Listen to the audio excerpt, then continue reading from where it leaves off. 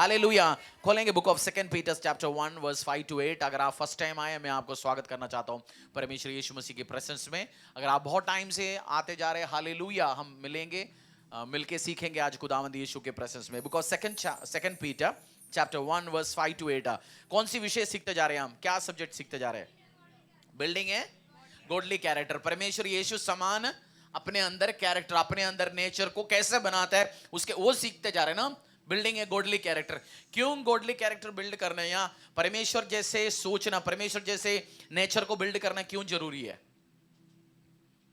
उस first Peter उसी का second Peter 1 5 to 8, second Peter उसी का 1 5 to 8 में उसकी जवाब है क्यों हमें बिल्ड करना जरूरी है। इसी कारण तुम सब प्रकार का यत्न करके अपने विश्वास पर सद्गुण, और सद्गुण पर समझ, और समझ पर संयम, और संयम पर धीरज, और धीरज पर भक्ति, और भक्ति पर भाईचारे की प्रीति, और भाईचारे की प्रीति पर प्रेम बढ़ाते जाओ। क्योंकि यदि ये बातें तुम में वर्तमान रहे और बढ़ती जाए, तो तुम्हें हमारे प्रभु यीशु मसीह की पहचान में निकम्मे और निष्फल न होने देंगी। परमेश्वर के कार्य में इनफेक्टिव और वर्ड क्या यूज किया? निष्फल। आप फल लेके आएंगे लाइफ में। फल लेके आना चाहते हो? या लाइफ बांझ रखना चाहते हो आप? नहीं ना, आप चाहते हो फल आ जाए, आशीष आए, अनुग्रह आए। इसी कारण हमें गॉडली कैरेक्टर लेके आना जरूरी है। हमने सीख लिया कैसे अपने मुंह को कंट्रोल में रखना है, मुंह को इस्तेमाल करना है। हमने ये भी सीख लिया परमेश्वर के वचन से यत्न के साथ कैसे काम करना है। हमने ये भी सीख लिया डिलीजेंस के साथ प्रयत्न करके कोई चीज को अचीव कैसे करना है। हमने ये भी सीख लिया गुडनेस, भलाई या धार्मिकता क्यों जरूरी है। आपका कैरेक्टर में, नेचर में डिस्प्ले करना। चनीदे का स्टोरी याद है ना आपको? पिछले हफ्ते सिखाया था, जो बीज वाला स्टोरी। आपको याद रखना है ऐसे, क्योंकि ऐसे टाइम में आपकी true nature, true character display होगा। आज वर्स 5 हम पढ़ेंगे। इसी कारण तुम सब प्रकार का यत्न करके अपने विश्वास पर सद्गुण, और सद्गुण पर समझ, और समझ पर संयम, और संयम पर धीरज, और धीरज पर भक्ति, और भक्ति पर भाईचारे की प्रीति, और भाईचारे 5 इसी कारण तुम सब प्रकार का यत्न करके अपने विश्वास पर सद्गुण, और सद्गुण पर समझ, और सद्गुण पर समझ। अंग्रेजी में लिखा हुआ है नॉलेज। समझ भी नहीं है तो आप इनफेक्टिव होंगे। ओके, समझ नहीं है आपको कोई चीजों में, प्रभु की बातों में, तब भी आप क्या होंगे? आप परेशानी लेके आते हो। मेरे लाइफ में ट्रबल है, इश्यू है, मैं बोलता हूं वचन पढ़ो। वचन पढ़ने से क्या आता है?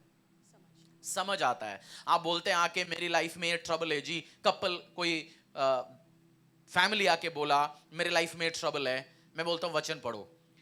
आपको ज्ञान होना बहुत जरूरी है। सीए, चार्टर्ड अकाउंटेंट, हम बोलते हैं इसको अकाउंटिंग आता है, उसको पूरी अकाउंटिंग आता है ना, तभी तो गवर्नमेंट ने सर्टिफाई किया उसको सीए। उसने 4 साल 5 साल पढ़ लिया। आपको भी प्रभु में सीए लेना जरूरी है, डॉक्टर बनना जरूरी है, तब जाके आप लाइफ एक ब्लेस्ड लाइफ जी पाएंगे। नहीं है हम चर्च में आता है। अच्छा, हमारी कॉलेज में, स्कूल में लोग आता है ना, कभी 8वीं पास नहीं होता या रहता है।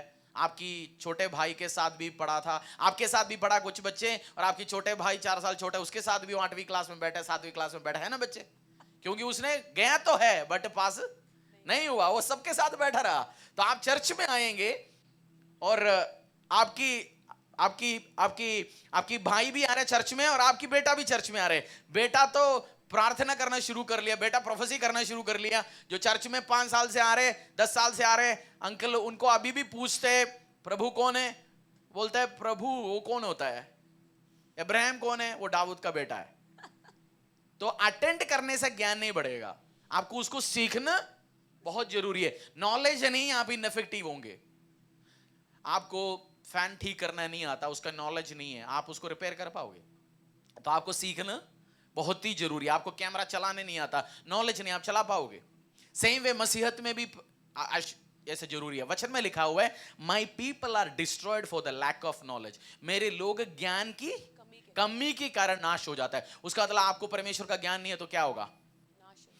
एक व्यक्ति दारू पी रहा है, दारू पीने वाला मसीह का फेवरेट वर्स कौन सी है?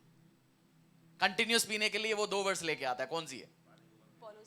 प्रभु यीशु मसीह ने पानी को वो बनाया, और दूसरा तिमोथी को बोला तेरे को पेट के लिए अच्छा है। उसके ज्ञान उसी में खत्म हो गया है ना, 2 वर्ड्स है। आपको ज्ञान नहीं है तो आप फेल हो गए ना। आप उसको समझाओगे कैसे? भजन से सॉरी प्रोवर्ब्स 31 के उठा के कैसे समझाओगे? ये लेमुएल जो राजाओं के लिए दाखरस पीना अच्छा नहीं है। तो आप वर्ड्स, आपके पास ज्ञान नहीं, आप कैसे समझाओगे? इसलिए वाइफ्स या हस्बैंड जब आपको बोलोगे, आपके पास ज्ञान होगा तभी तो आप समझा पाओगे ना। और हम तो कभी कभार जो ज्ञान देता है उसको मारता है। मारते हो आप ज्ञान देने वाले को? पापा बोला इस लड़के के साथ चैटिंग ठीक नहीं है, चैटिंग से फिर सेक्सटिंग होगा, सेक्सटिंग से फिर ओयो हो जाएगा, ओयो से आगे जाएंगे गड़बड़ हो जाएगा। हम तो पापा को छुपा के, अभी पापा को व्हाट्सएप चेक करना आता है, पापा को स्नैपचैट तो पता ही नहीं है, स्नैपचैट को हमने फोल्डर के अंदर हाइड कर लिया, पापा उठा के व्हाट्सएप देख रहे हैं। हमने अभी पबजी के अंदर दोनों पबजी खेल रहे हैं, पबजी में चैटिंग करते हैं अभी, पापा को पता नहीं, पापा सोचते हैं तो गेम है। वो ज्ञान की बात नहीं कर रहा हूं, ओवर स्मार्टनेस चालाकी वाला, वो तो आपको मार दोगे, पापा को नहीं मारोगे। उस ज्ञान की बात नहीं कर रहा हूं, जो ज्ञान आपको बिल्डअप करे, जो ज्ञान आपको आशीष में दे। पापा मम्मा या पास्टर हमें समझाएं, उस टाइम हम चर्च में तो हम कुर्ता पैजामा में, यहाँ हम बहुत धार्मिक सफेद कपड़ा पहन के आ सकते हैं, हम दिखा सकते हैं हम धार्मिक है, बेटा वो नॉलेज की बात नहीं कर रहा हूं। जो ट्रू नॉलेज है, जो आपको एक स्टोरी है, उसके पहले एक नंबर्स, हाँ नंबर्स 25 का 1 से लेकर 3 तक पढ़ेंगे। Book of numbers, genesis, exodus, Leviticus, numbers, गिनती के अध्याय 25।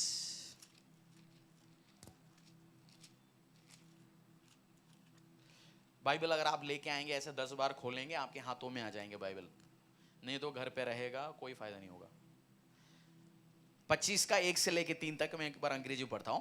While Israel lived in Shittim, the people began to whore with the daughters of Moab. These invited the people to the sacrifices of their gods, and their people ate and bowed down to their gods. So Israel yoked himself to Baal of Peor, and the anger of the Lord was kindled against Israel. पढ़ लीजिए। Israeli शितिम में रहते थे और वे लोग मोआबी लड़कियों के संग कुकर्म करने लगे। और जब उन स्त्रियों ने उन लोगों को अपने देवताओं के यज्ञों में नेवता दिया, तब वे लोग खाकर उनके देवताओं को दंडवत करने लगे। यूं इजरायली बालपोर देवता को पूछने लगे, तब यहोवा का कोप इजराइल पर भड़क उठा। दो बात है, प्रभु यीशु ने कमांड दिया था इजरायलियों को, क्या था?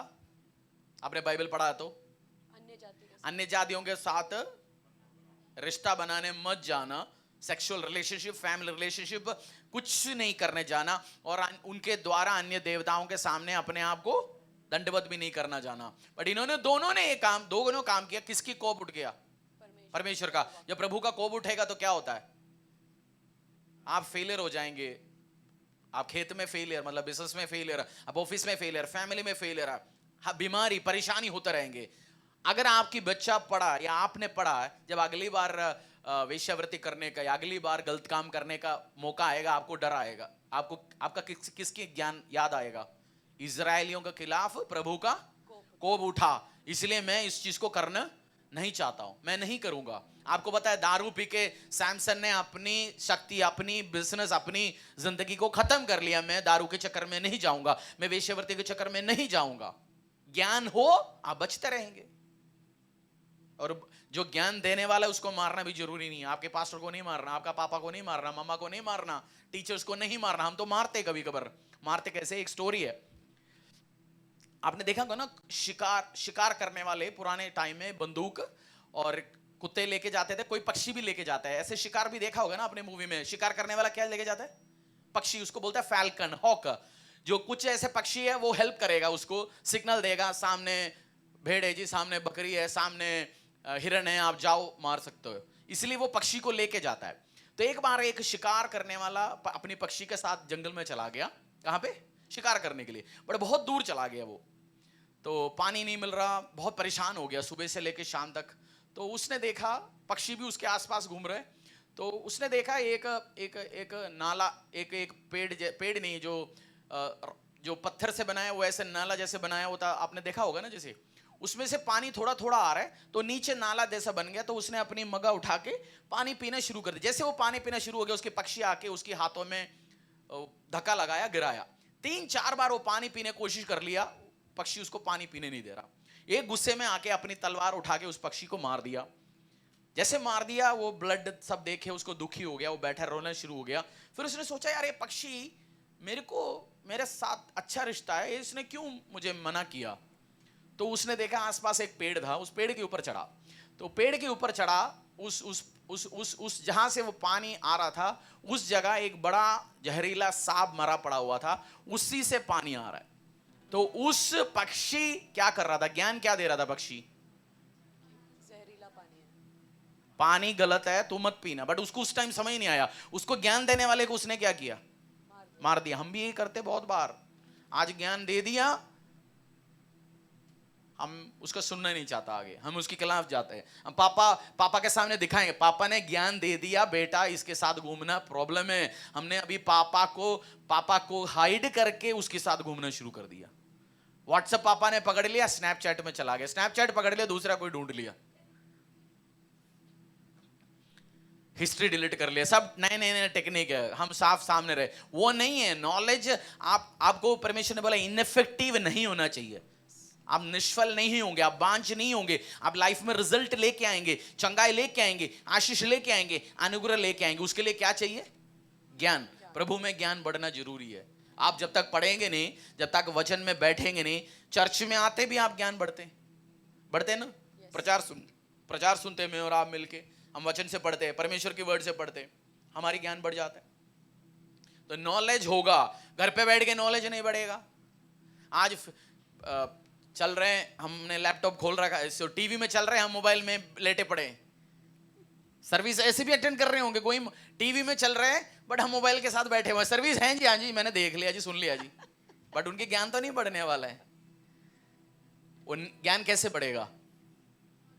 उस सीखने से। आपको परमेश्वर में इफेक्टिव होना है, आशीष चाहिए, अनुग्रह चाहिए, तो आपको पढ़ना पड़ेगा, समझना पड़ेगा।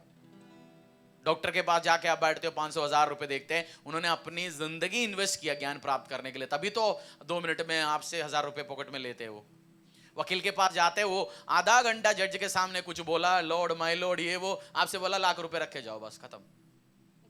आपको पता ही नहीं आया उसने क्या बोला, वकील ने तारीख दे दिया, जज ने तारीख दिया, वकील ने बोला लाख रुपए रखे जाओ। किसका पैसा लिया? नॉलेज की।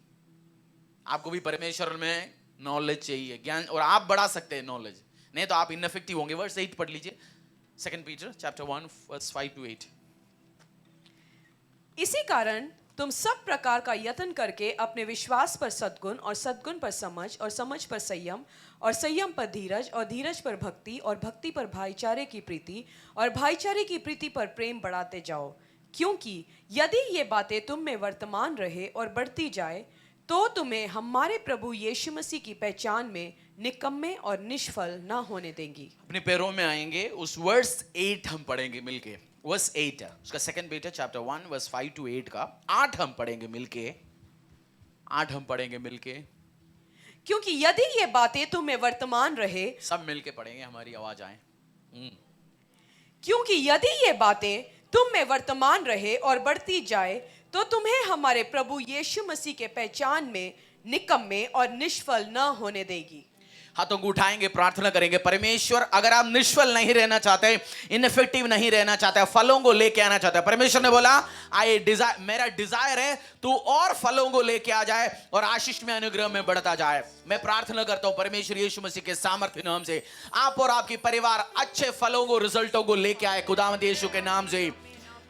प्रभु यीशु मसीह, अगर आप बीमार है, बीमार को भी ज्ञान की जरूरत है, क्योंकि आपको पता होना चाहिए कहां कहां यीशु मसीह ने चंगा किया, कहां कहां परमेश्वर ने। आपकी जब विश्वास ढीला होता है, आज आप बिना विश्वास के साथ आया, बट परमेश्वर ने बोला वचन में, अगर तेरे को एक मस्टर्ड सीड के उतना भी विश्वास है तो पहाड़ों को बोल सकता है पहाड़ हट जाएगा। जब आपको ये वचन का नॉलेज है, जब आपकी लाइफ में ऐसे सिचुएशंस आएंगे, बीमारी आके खड़े रहेंगे, आज अगर आप बीमार हो, हाथों को उठाएंगे, इन फेथ हम कमांड करेंगे उस बीमारियों को खत्म होने के लिए। इन फेथ परमेश्वर ने बोला तुम अल्प विश्वासी है, तुम्हारे पास फेथ नहीं, तुम्हारे पास विश्वास नहीं है। अगर आप जीसस क्राइस्ट में विश्वास करते हो, आज जो गवाहियां आपने सुना, जो टेस्टिमनीज आपने सुना, आज इन जीसस क्राइस्ट माइटी नेम जितने भी लोग विश्वास करते हैं पिता परमेश्वर, वो सेम काइंड ऑफ टेस्टिमनीज इस परिवारों में, फैमिलियों में जन्म हो यीशु के सामर्थ्य नाम से।